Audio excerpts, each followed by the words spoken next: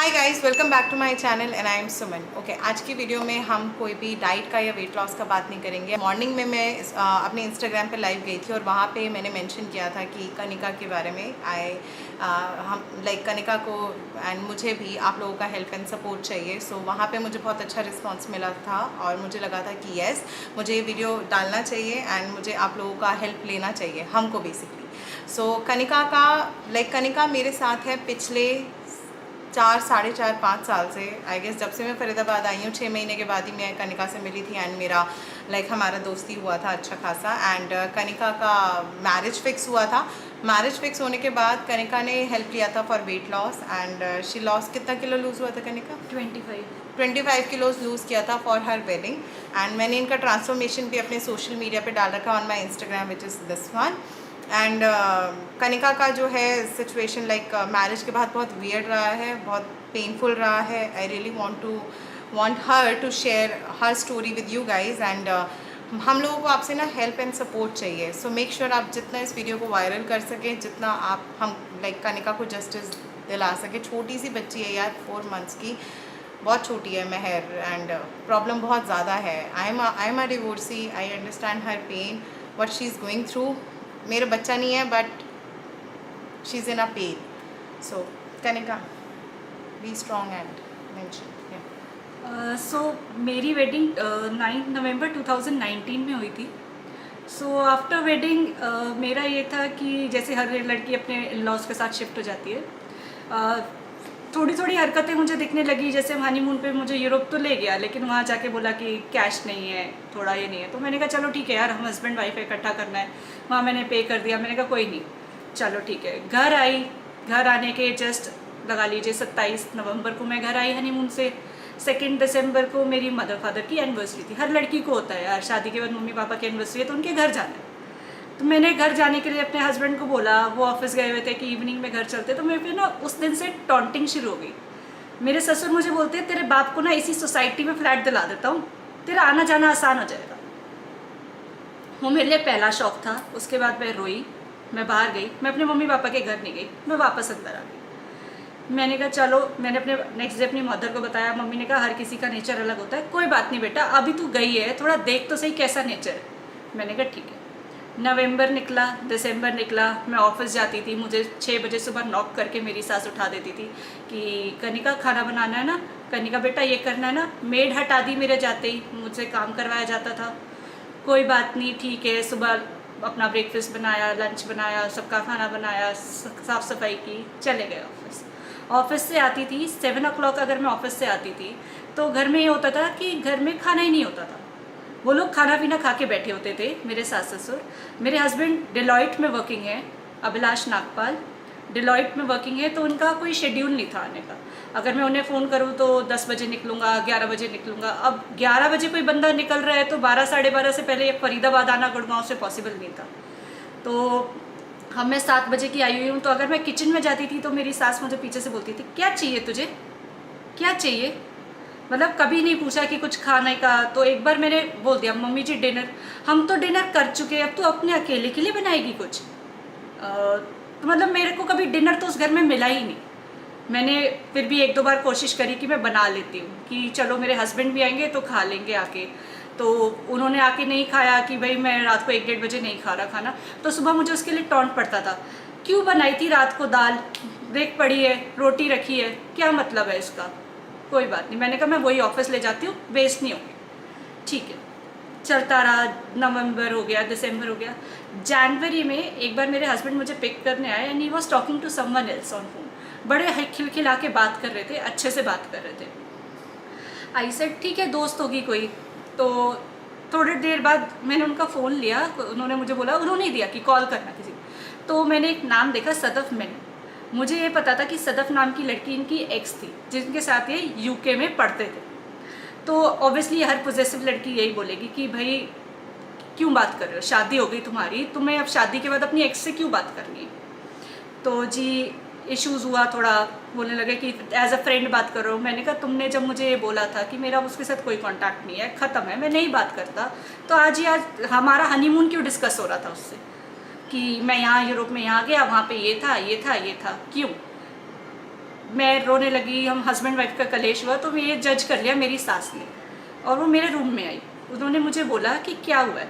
मैंने कहा कुछ नहीं मम्मी जी, अपनी बात ऐसी, मैंने मूड ख़राब है। मेरे हस्बैंड ने उन्हें बता दिया कि ऐसे ऐसे ना मैं अपनी एक फ्रेंड से बात कर रहा था। जी मेरी सास तो मेरे पे चढ़ गई, तू होती कौन है मेरे बेटे पे डाउट करने वाली, तेरी हिम्मत कैसे हुई, और मुझे 2 जड़ दिए खींच के। मैं शांत बैठी रही। थप्पड़ मारे? हाँ जी, थप्पड़ मारे थे मेरे को कि तू होती कौन है, मेरे घर के लड़के ऐसे नहीं करते, तू होती कौन है। उसके बाद जी मैं रोती रही, मैंने बहुत परेशान रही। मैंने बोला कि मुझे मेरी मम्मी के पास जाना है, नहीं जाने दिया। कहते अगर ये बात वहाँ गई ना कि पता लगा तो ये रिश्ता मैं आज ही ख़त्म कर दूँगा, मेरे ससुर रूम में आके मेरे से। मैं शांत रही, बट जैसे जैसे ऑब्वियसली हर लड़की अपने घर में शेयर करती है, मैं कल नेक्स्ट डे ऑफिस गई, मैंने अपने मम्मी पापा से शेयर किया कि ऐसे ऐसे हुआ है। मेरे मम्मी ने कहा कि हम आए बात करें। मैंने कहा कल मेरे को ऐसे ही धमकी दी गई है। मेरे पापा ने कहा तू 2-3 दिन देख, अगर इनका माहौल नहीं सुधरता तो ऑब्वियसली मैं तो आके बात करूँगा ही करूँगा। ठीक है, जनवरी ठीक निकला, लोहड़ी का फंक्शन हुआ, ज़बरदस्ती इन्होंने लोहड़ी का फंक्शन किया, सबको बुलाया। यहाँ इनविटेशन सेक्टर 7 में फंक्शन हुआ। रात को आप इनविटेशन के ओनर से पूछिए क्या हुआ। दोनों मेरे ससुर और मेरा हस्बैंड खड़े हो गए कि हमारे पास पैसे नहीं है देने के लिए। मैंने अपने अकाउंट से पैसे ट्रांसफ़र करे, मेरी पूरी फैमिली गवाह है, वो देख के हैरान रह गई कि हमारी बेटी पैसे दे रही है फंक्शन के। पहली लोहड़ी थी शादी के बाद, वो भी चलो हो गया।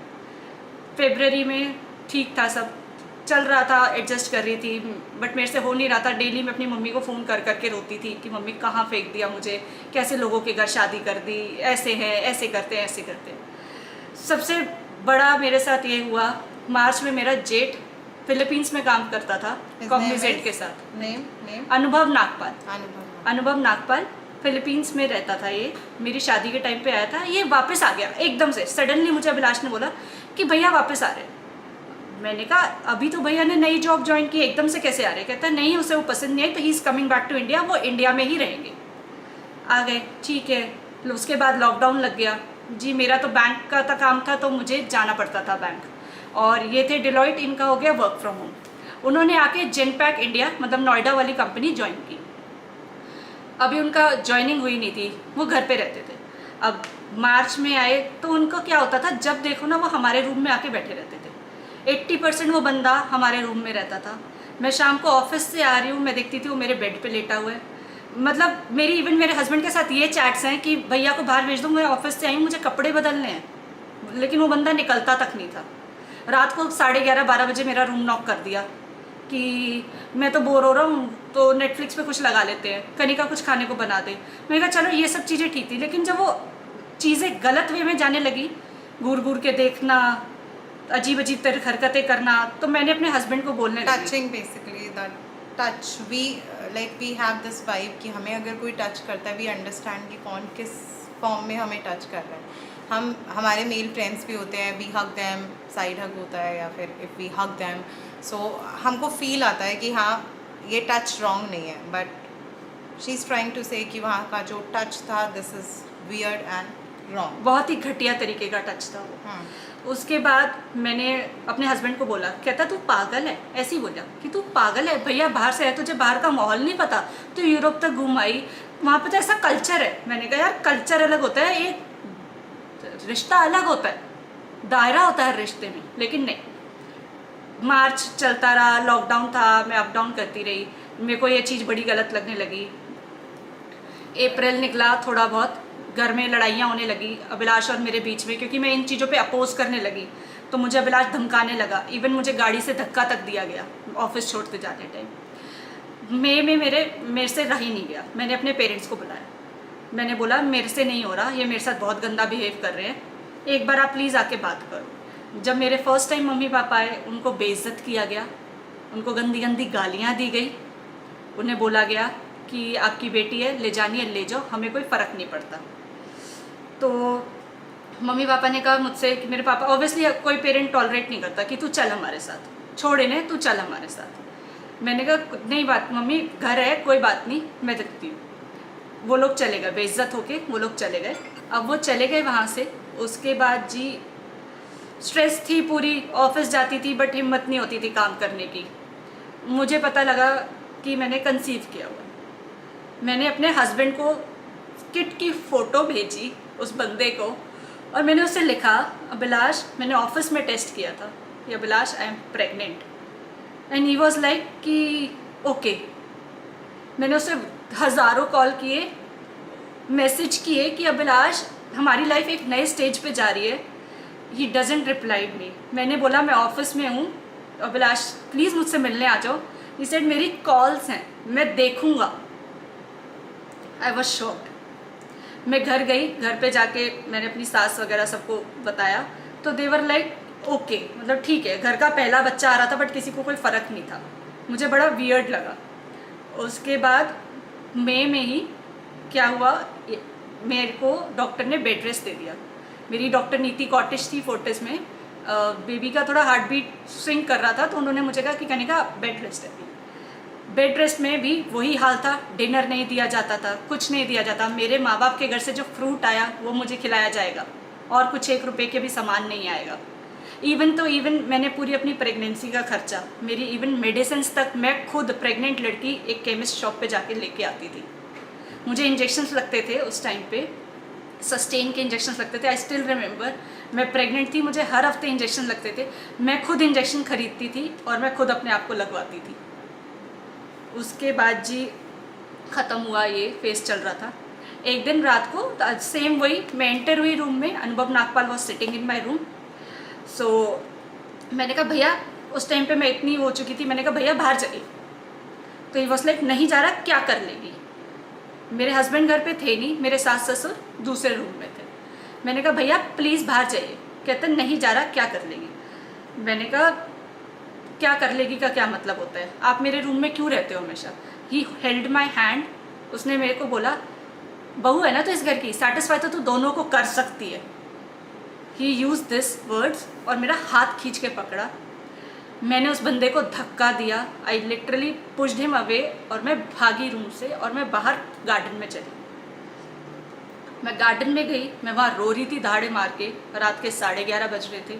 मैंने अपने पापा मम्मी को फ़ोन किया, मेरी मम्मा ने फ़ोन नहीं उठाया। मैंने अपने भाई को फ़ोन किया, मैंने दहाड़े मार मार के रोई। मैंने कहा मेरे साथ इतना बुरा किया है इन्होंने, मुझे नहीं पता, मुझे ले जाओ, मैं नहीं रह सकती, इन्होंने मेरे साथ ऐसे किया है। ये मेरी सास आई, मुझे ज़बरदस्ती अंदर ले गई कि घर अंदर चल, बैठ के बात करते। और मुझे जाके, मैं 2.5 महीने प्रेग्नेंट थी, मुझे थप्पड़ मारे गए। मेरी सास ने मुझे थप्पड़ मारे, मेरे ससुर ने मेरे बाल खींचे, मुझे इतनी बुरी तरीके से टॉर्चर किया और मेरे को रूम में बंद कर दिया। मेरा फ़ोन ले लिया गया, जबकि मैं अपने भाई को बता चुकी थी। मेरा फ़ोन ले लिया गया। मेरे घर वाले फ़ोन कर रहे थे, कुछ नहीं हुआ उनसे। उसके बाद सुबह 4 बजे मेरे हस्बैंड मेरे रूम में आए और मेरा फ़ोन मुझे दे दिया। मैंने अपने मम्मी पापा को फ़ोन पे फ़ोन किए, उन्होंने कहा थोड़ा दिन निकलने दें, हम आते हैं। उन्होंने कहा आते हैं। मेरा भाई तो कह रहा था कि उसी टाइम चलो। मम्मी ने कहा कि मैं इसके ससुर को कॉल कर रहे हैं लेकिन ये फ़ोन नहीं उठा रहे हैं, एक बार हम आते हैं। फिर उसके बाद जैसे 6 बजे इन्होंने बोला कि जिन्होंने रिश्ता कराया वो भी आएंगे, वो भी आए। इन्होंने बुला लिया सबको। 7 साढ़े 7 बजे मैंने कैब बुक करी कि मेरे से और नहीं रहा जा रहा था उस घर में। मेरी सांस घुट रही थी, मैं प्रेग्नेंट, मेरे को कमरे में बंद, ना मेरे पास पानी, ना मैंने रात से कुछ खाया हुआ। मैंने कहा मुझे जाना है। मैं सिर्फ 2 पॉली बैग्स लेके निकलने लगी, जिसमें सिर्फ मेरे 2 जोड़ी कपड़े थे। इन्होंने मुझसे वो खींचे और मुझे अंदर धकेल दिया। मुझे मेन डोर से गार्ड तक गवाह इस बात की, इन्होंने उसने खुद देखा है, मेरे को धकेल दिया। ठीक है, मैं बैठ गई। मेरे मम्मी पापा आए, इन्होंने मेरे मम्मी पापा की रिकॉर्डिंग करी। मेरे पापा बोल रहे हैं ये ज़बरदस्ती बुलवा रहे हैं उनसे, आप परमानेंटली ले जा रहे हो अपनी बेटी को। मेरे पापा ने बोल दिया हाँ मैं परमानेंटली ले जा रहा हूँ, हालत देखिए मेरी बेटी की।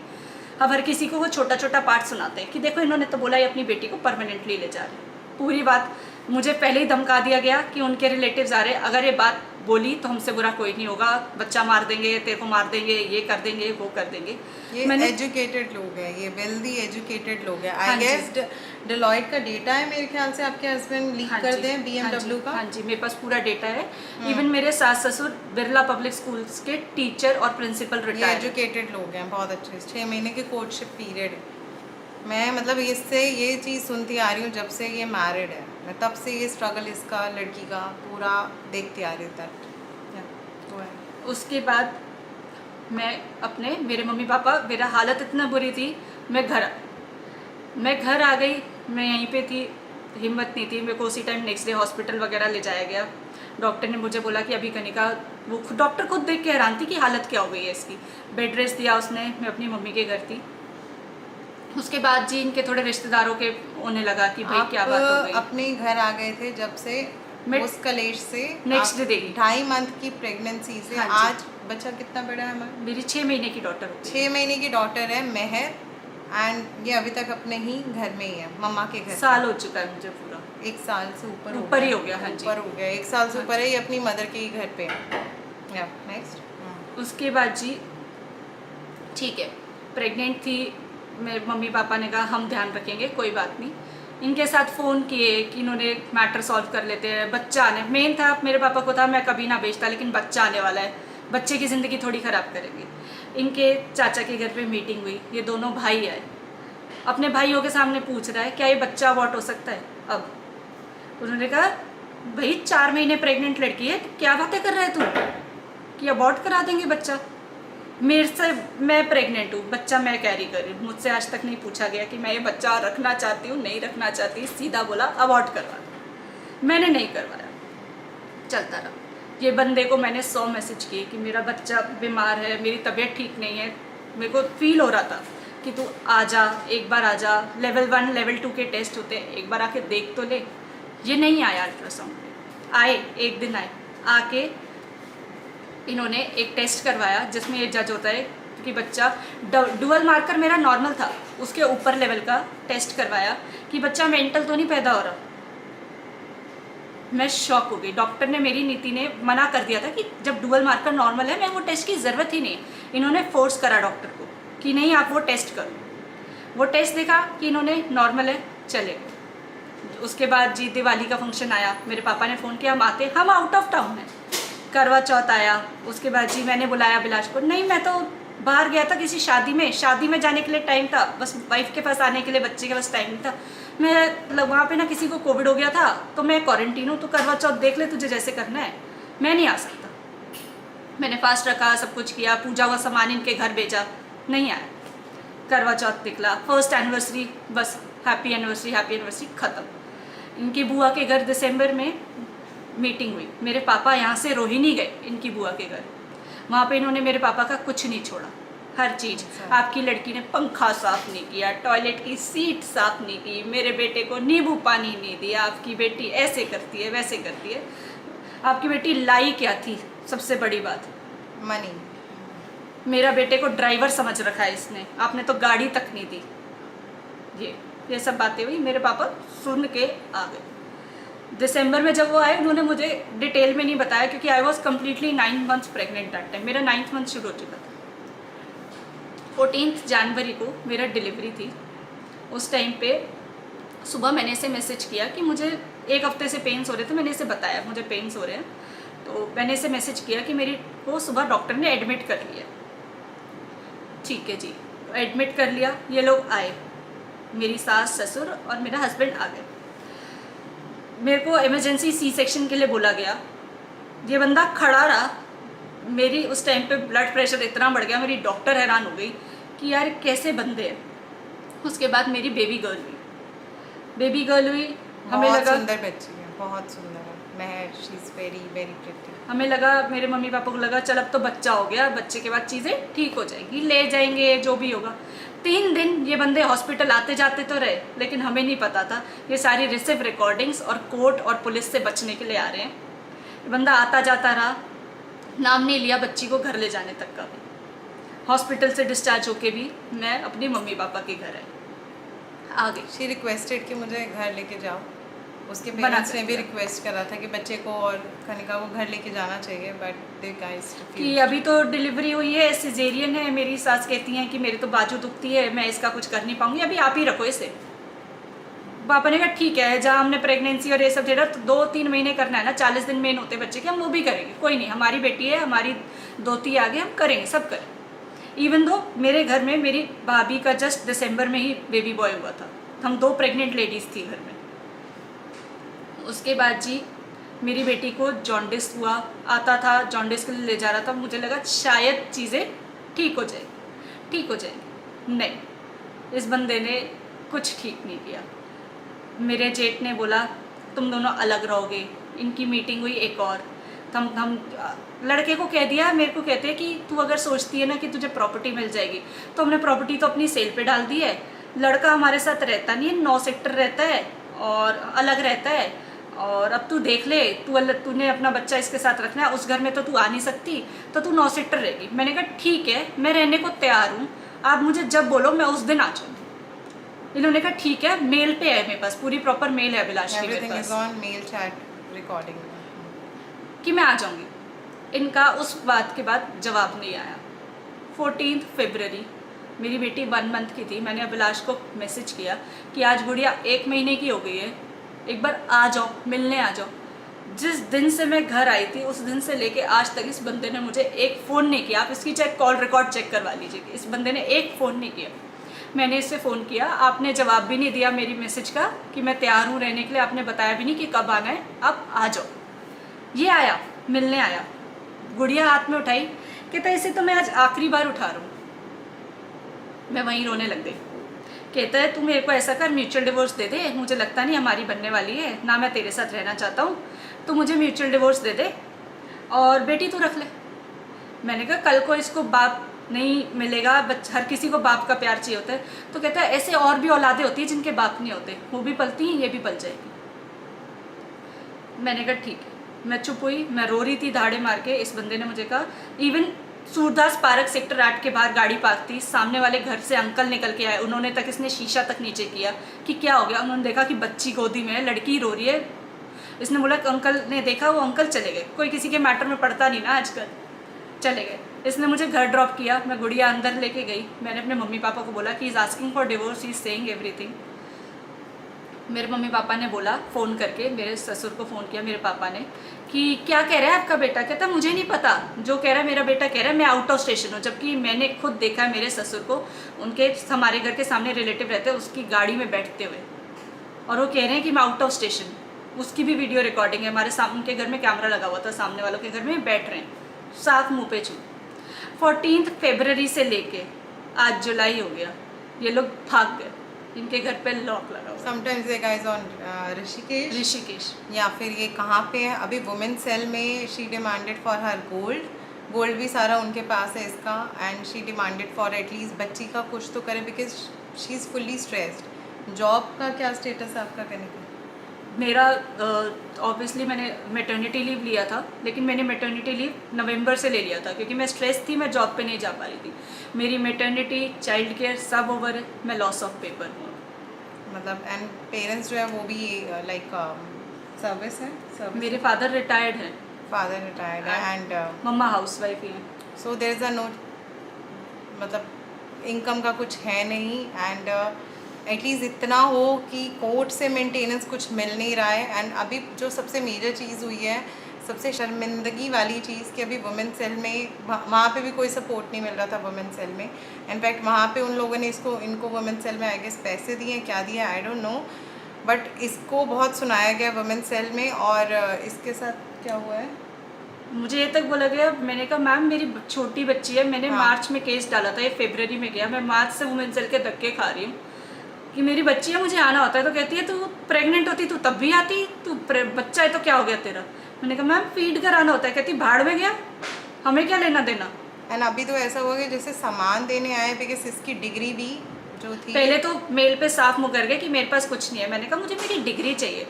जैसे तैसे मैंने सीएम को मेल डाला, हर जगह, इतनी जगह मैं डेली मेल डालती थी इसको सीसी करके, मेरा डिग्री दे दो, मेरा गोल्ड दे दो, मेरा कुछ सामान तो दो। इवन मेरे कपड़े तक इनके पास थे। And this guy is so shameless, mister Abhilash Nagpal, वो इसके अंडरगारमेंट्स लेके आया and in front of whole family he said this thing, this is the undergarments Kanika के।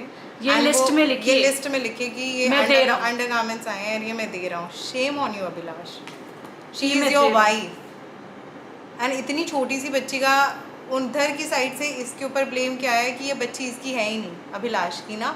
ये गार्ड, जो सोसाइटी के गार्ड्स होते हैं उनके साथ इसका इन्वॉल्वमेंट है, ये बच्ची किसी गार्ड से हुई है। लुक एट हर फेस, तेरा बॉयफ्रेंड रहा है जिंदगी में। एंड इतनी छोटी सी बच्ची का डीएनए टेस्ट, मतलब इतना हाथ का बच्चा भी नहीं है वो, उसका डीएनए टेस्ट।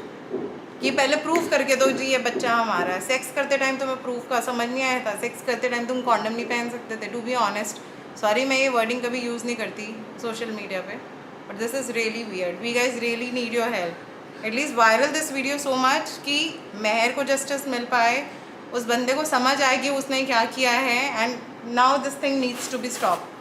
मेरे पास डेली बेसिस पे ऐसे कितने केसेस आते हैं विच आई कांट एक्सप्लेन, बट अभी भी ये वुमेन सेल से आई है एंड थिंग्स आर। गोल्ड लेके आया, सिर्फ इयरिंग्स दे गया, कहते हैं बाकी लेके भाग गई है। मेरे पास एक चीज़ भी नहीं है। मेरे पेरेंट्स ने 30 लाख का गोल्ड दिया था। मैं इकलौती बेटी थी। मेरे फादर ने अपनी पूरी ज़िंदगी की कमाई अपनी बेटी की शादी पे लगा दी कि एक ही बेटी है मेरी। Every father does this. और उस बंदे ने सिर्फ इयरिंग्स और प्रेशर डालने पे, बहुत प्रेशर डालने पे मुझे दोबारा बुलाया गया। मैं 1:30 बजे की गई हुई थी, मैं 5:30 तक आई हूँ। एक और बार गई तो मुझे मेरा एक सेट दे दिया गया। अब वो भी हमें हल्का लग रहा है कि इन्होंने वो भी उसमें से कुछ काट के दिए। साफ पता लग रहा है वो पीछे से पॉलिश्ड है ऐसे कि इतना चमक रहा है। मेरे पापा कहते हैं तो हल्का सेट है। मतलब आप श्योर नहीं थे तो आप शादी मत करते। आप अपनी एक्स, इसकी एक्स का क्या नाम है? सदफ मेमन। हाँ, उसके साथ ही आप मैनेज करते। आपने बंदी की लाइफ क्यों स्पॉइल किया? लुक एट हर फेस, ये ऐसी थी नहीं जैसी ये बन गई है। कहीं से हेल्प नहीं मिल रही है, कोर्ट में कुछ केस नहीं हो रहा, एंड पॉइंट इसकी डिवोर्स ये चाहती नहीं है, वहाँ से डिवोर्स डल नहीं रहा है, ना ये इसको लेके जा रहे हैं ना उसको रख रहे हैं। बच्ची का कुछ है नहीं, बच्ची देखा ही नहीं जा रहा बच्ची को ना। सब फाइनेंशियली इशू हुए पड़े हैं, चीज़ें बैलेंस नहीं हो रही हैं। So please spread this video as much as you can, ताकि उसको समझ आए the girls have some power and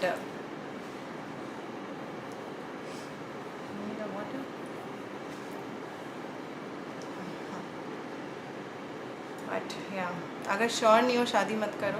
6 महीने का कोर्टशिप पीरियड मैंने इसे देखा है। मैं कैफेज़ में बैठ के काम कर रही होती थी, ये बंदे के साथ आती थी। बट आप पढ़े लिखे होकर आप अनपढ़ों वाली बातें कर रहे हो। टू बी ऑनेस्ट, छापड़ पड़ने चाहिए सालों तुम्हारे ऊपर। So guys please spread this video as much as you can. कुछ और कुछ हेल्प चाहिए? कोई भी अगर ग्रुप है जो कि इस फील्ड में हेल्प कर सके कनिका को, please take a stand and please help her. एंड बच्ची को एटलीस्ट उसका हक मिलना चाहिए। एटलीस्ट बच्ची के लिए कुछ मेंटेनेंस मिलनी चाहिए मंथली। नहीं हो पा रही चीज़ें। अच्छा खासा वो डिलॉयट में वर्क कर रहा है। वर्किंग है अभी? हाँ जी, वर्किंग है। और बड़ी बात यह है कि वो डिलॉयट का BMW का कोई डेटा है उसके पास, जो कि वो लीक भी कर रहा है।